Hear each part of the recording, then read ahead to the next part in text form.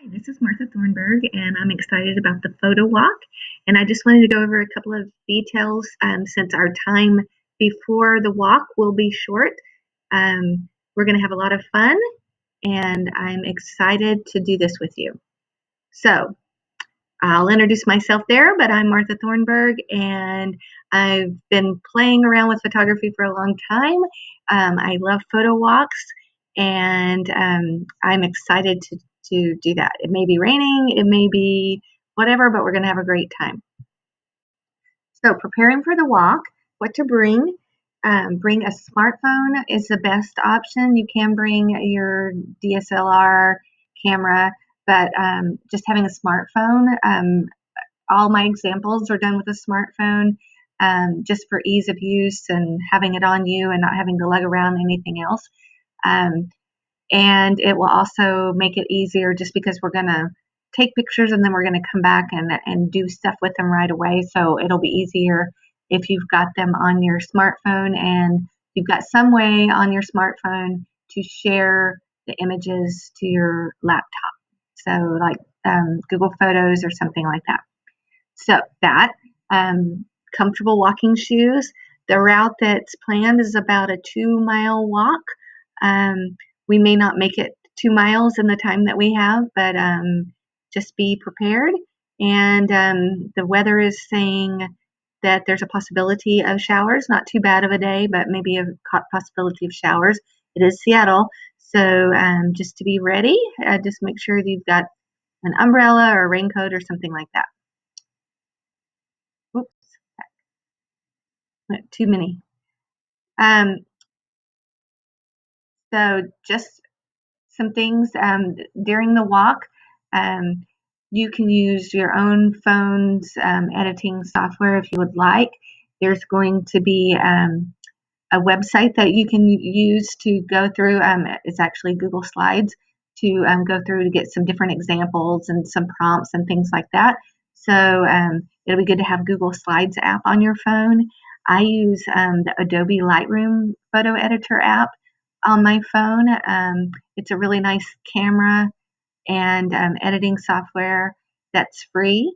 Lightroom isn't free, but this app is free. So you might want to try that out. And we may play a little bit with Street View and do a 360-degree picture.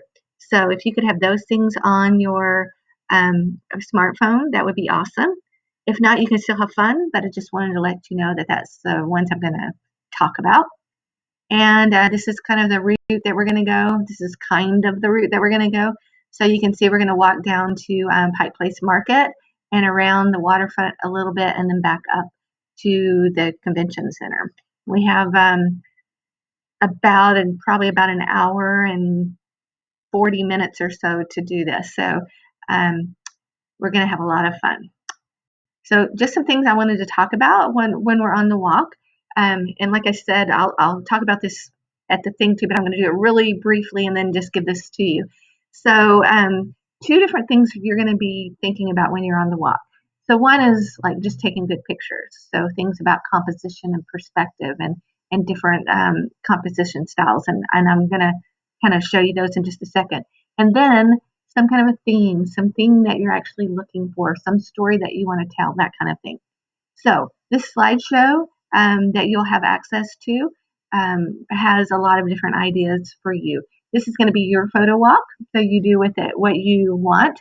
When we get back and there's a workshop afterwards, if you're attending the companion workshop, we'll be using some of the pictures from this to share out. There will also be an opportunity to enter into a contest. More details on that to follow. So you're going to be thinking about different ways to take good pictures, and then you're also going to be thinking about what you're going to take pictures of. So there's just some examples here in the slideshow that I'm not going to go through on this video, but you can scroll through and get some ideas about things that you might want to think about. And then the other thing is this area of focus. So you could be thinking about telling a story with your pictures, or making real world connections. So when we're talking about a photo walk, it could be something that's happening in at your school, in your neighborhood, on a field trip. Lots of different options. It could be with kindergartners, it could be with high schoolers. So there's lots of different things and themes that you might be looking for.